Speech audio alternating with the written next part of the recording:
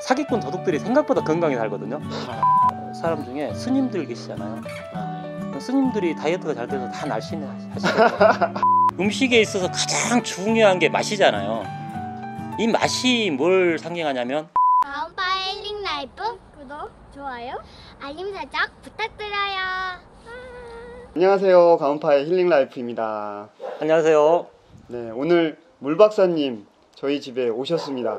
혹시 물 박사님 아시는 분들 아마 저보다 더 건강 쪽으로는 뭐 이미 아시는 분들 많으실 것 같은데, 제가 전원 생활 하려고 내려왔는데 하자 때문에 이렇게 V라인 된 거 보시고 너무 안타까워서 직접 또 전화를 주셨어요. 그래서 한동안 저한테 여러 가지로 건강에 대한 조언도 주시고 그랬는데 드디어 올라오셨습니다.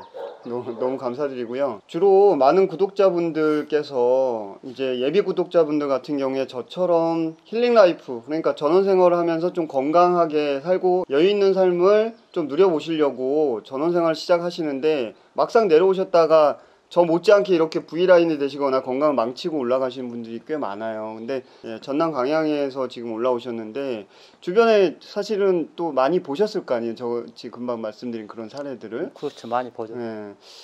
전문가 입장에서 봤을 때 그런 분들이 왜 그렇게 건강하려고 내려왔다가 실패하고서 몸이 더 안 좋아질까요? 저야 뭐 하자 때문에 딱 명확하게 뭐 이렇게 또 얘기도 하지만 그렇지 않은 분들도 많이 그런 것 같아요.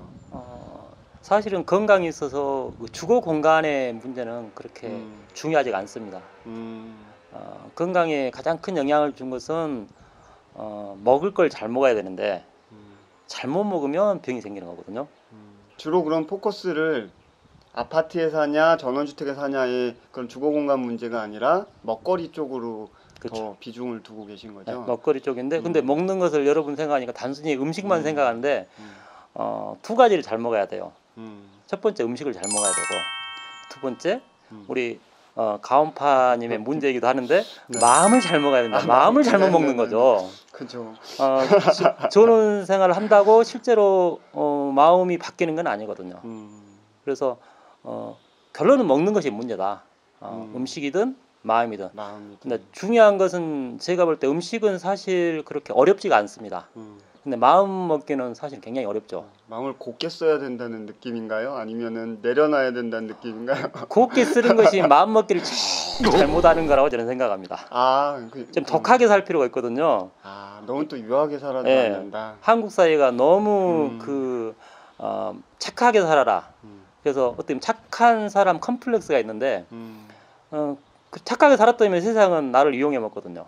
거기에 받는 상처들이 엄청 크거든요. 그래서 저는 마음 착하게 먹으면 악한 사람보다 건강하기가 쉽지가 않다. 그래서 사기꾼 도둑들이 생각보다 건강히 살거든요.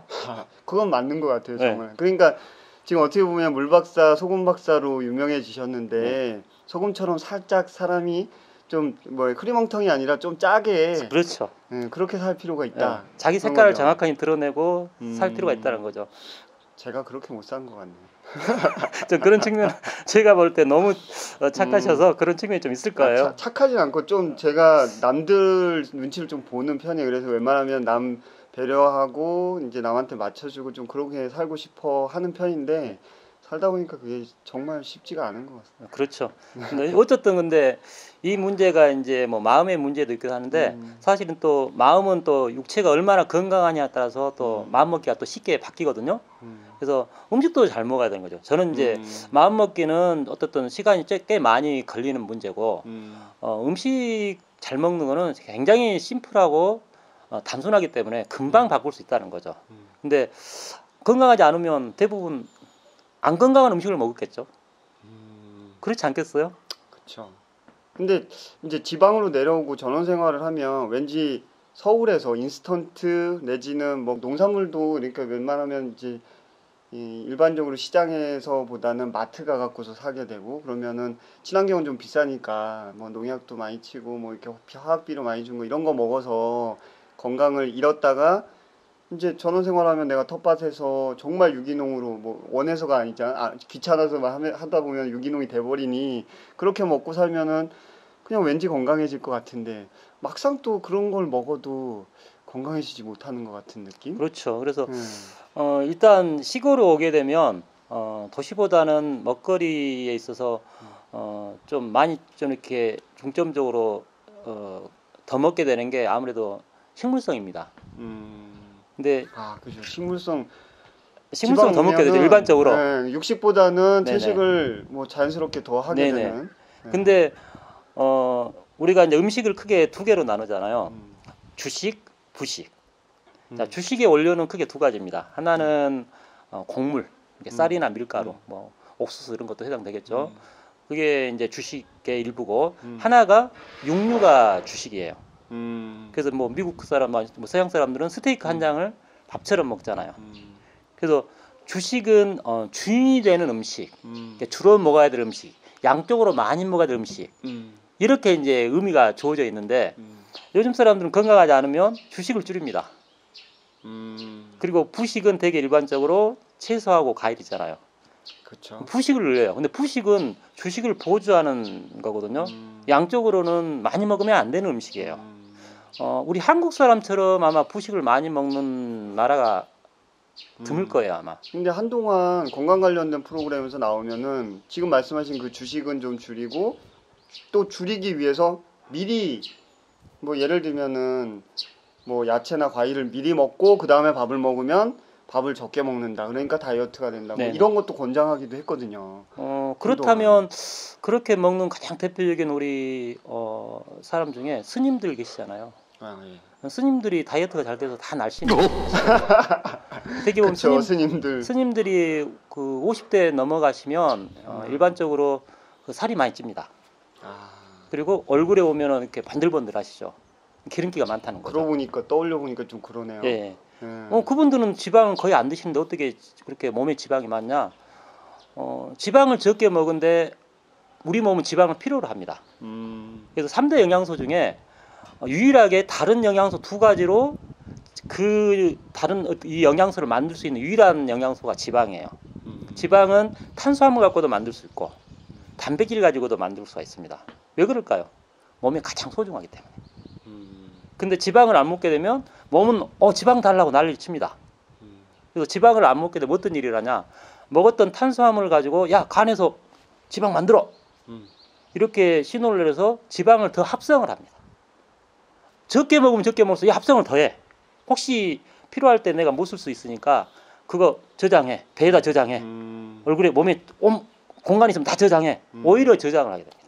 이 부분은 제가 굉장히 공감이 가는 게 예전에 제가 위가 안 좋고 과민성 대장증후군으로 설사를 많이 할 때 한의원에서 한의사 선생님께서 이제 채식 위주로 곡물 위주로 이렇게 처방을 해서 정말 1년 정도를 고기를 거의 안 먹고 살았거든요. 근데 가서 건강검진했는데 생전 처음으로 지방간이 나왔어요. 그래서 깜짝 놀래갖고 선생님 저는 알코올성 지방간도 아니고 술도 안 먹지 고기 거의 1년 동안 끊고 살았는데 무슨 일이에요? 그러니까 밀가루 많이 드셨죠? 뭐 이런 식으로 탄수화물 때문에도 생긴다 이러시더라고요. 그러니까 탄수화물 자체가 문제가 아니고 탄수화물은 지방의 중요한 원료가 되기 때문에 내 몸에 지방이 부족하면 그 탄수화물을 지방으로 전환시키려는 몸의 그런 신호들이 강해집니다. 그러니까 탄수화물 많이 먹었다고 다 지방간이 되는 게 아니고 내 몸에 지방이 상대적으로 부족할 때 그 현상이 일어나는 거죠. 먹거리가 이것처럼 우리가 생각하는 것하고는 정 다르게 적게 먹었는데 어떤 영양소가 많아지고 많이 먹었는데 부족한 경우도 있고 이런 케이스가 많죠. 결국은 전원생활 한다고서 채식 위주로 너무 갈 게 아니라 네네. 밸런스 맞춰서 적당한 육식이랑 같이 조화롭게 먹는 게 그렇죠. 답인 거네요. 그런데 이제 중요한 게 이제 음식에 있어서 가장 중요한 게 맛이잖아요. 이 맛이 뭘 상징하냐면 약이 되느냐 독이 되느냐를 상징합니다. 맛이 약이냐 독이냐를 좌우지한다. 그러니까 다른 시각인데요.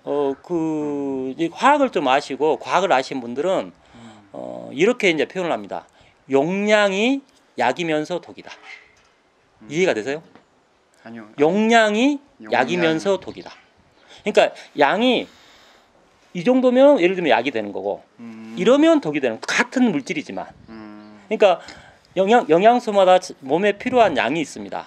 그 양을 적게 먹어도 문제지만 많이 먹어도 또 문제가 된다는 거예요. 그래서 용량이 약이면서 독이라는 이야기예요. 그래서 우리 몸에서 이제 이 맛이라는 게 어떻게 보면 이 영양을 결정하게 해주는, 우리가 그걸 모르니까 이 혀가 그걸 우리한테 신호를 주는 거예요. 그래서 우리가 고기를 너무 많이 먹으면 맛이 없어지는 겁니다. 느끼해지면서. 그럼 그만 먹으라는 신호겠죠. 그쵸. 이게 이제 중요한데, 근데 이제 현대 의학에 의해서 이 맛에 대한 감각을 잃게 만들었습니다. 이 맛을 책임지는 물질이 소금이거든요. 근데 현대 의학이 소금을 못 먹게 하는 거죠. 못 먹게 하는 건 엄밀히 보면 아니고 적게 먹게 하는 거죠. 맛을 책임지는 물질이 소금이거든요.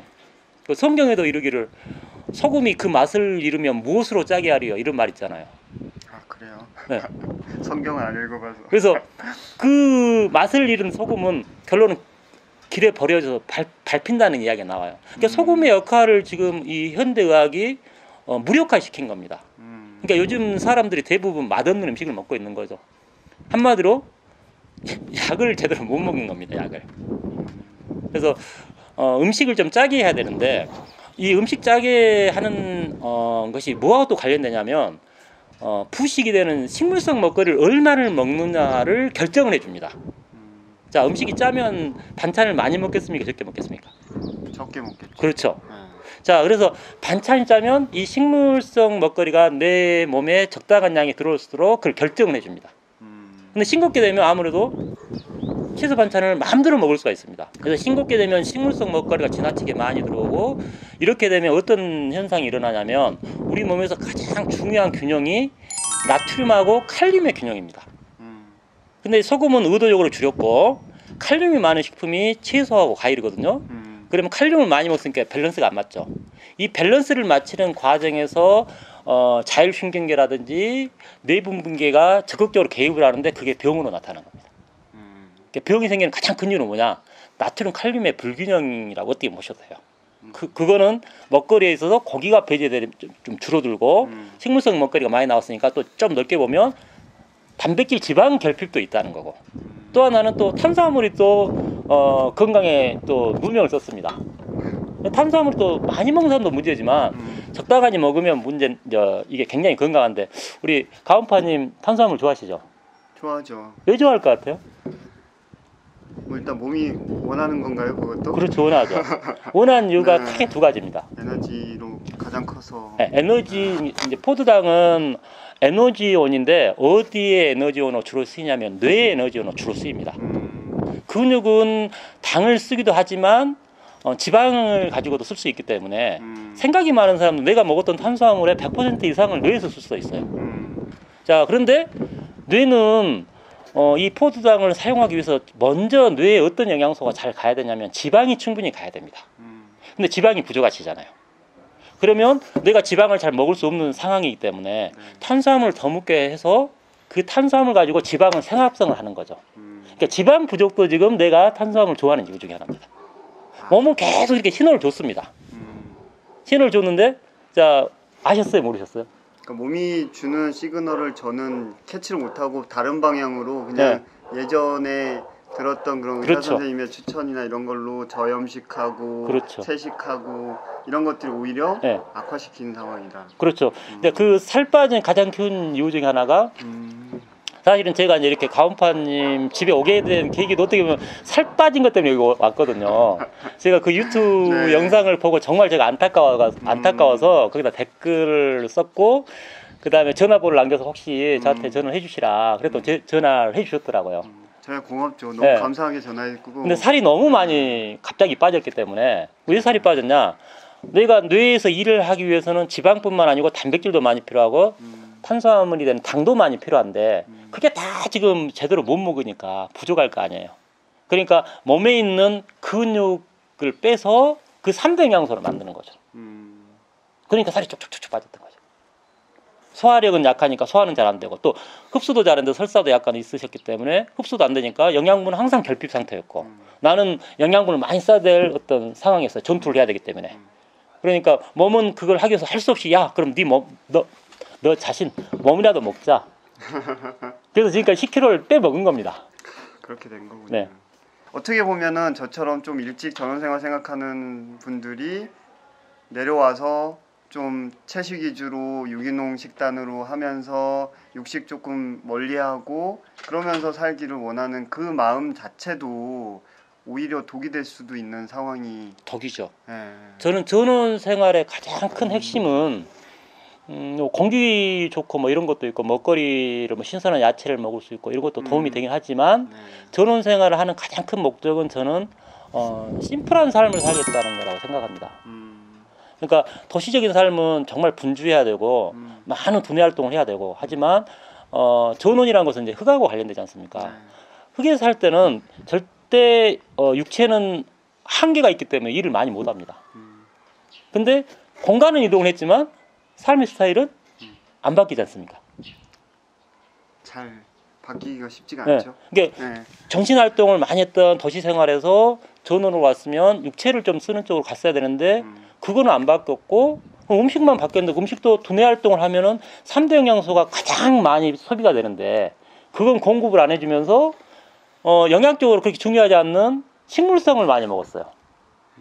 그리고 식물성 먹거리들은 동물성 먹거리에 비해서 상부 소화기는 구강부터 이 12장 일부까지 그리고 간 췌장까지를 상부 소화기라고 생각하시면 되는데 상부 소화기는 단백질과 지방을 소화시키는 데 특화된 장기입니다. 근데 식물성 먹거리는 소화를 잘 못 시킨다는 말 아닙니까? 그러니까 더 체기가 더 체기가 오고 더 소화가 안 되는 거죠. 악순환이 벌어질 수 있다. 거기다가 소화의 핵심 되는 물질이 소금이거든요. 소금이 없으면 네. 소화력이 현저하게 감소됩니다. 악순환이 되는 거죠. 전원 생활을 하려고 내려오셨으면 일단은 마음을 편안하게 먹고 머리를 덜 써야 되고. 그렇죠. 그죠? 네. 그러니까 오히려 이런 것도 잘못된 생활 패턴이겠네요. 서울에서는 그래도 출퇴근하면서 몸으로 하는 일들이 있다가 내려오면서 몸을 덜 쓰고 서울로 뭐 출퇴근을 안 하는 대신에 집에서 재택근무로 컴퓨터 앞에 쓰면서 머리를 더 쓰게 되는 상황이 저 같은 경우에 또 그렇죠. 벌어질 수도 예. 있으니 그런 경우에 또 저처럼 이렇게 악순환에 빠질 수 있겠다는 생각이 네네. 듭니다. 우리 물 박사님께서 전공은 수의사로 활동을 하는 이제 전공이 그러니까 동물 쪽이시지만 그래도 사람 건강에 대해서도 굉장히 많이 본인 건강도 예전에 안 좋으셨어서 굉장히 많이 스스로 공부하고 책도 많이 보시고 그러면서 나름 대체의학 쪽에서는 좀 많이 유명해지신 분 같아요. 그래서 제가 저한테도 조언을 많이 주셨고 물 박사님의 조언에 의해서 실제로 굉장히 좋아지신 분들도 사례가 많이 있더라고요. 그래서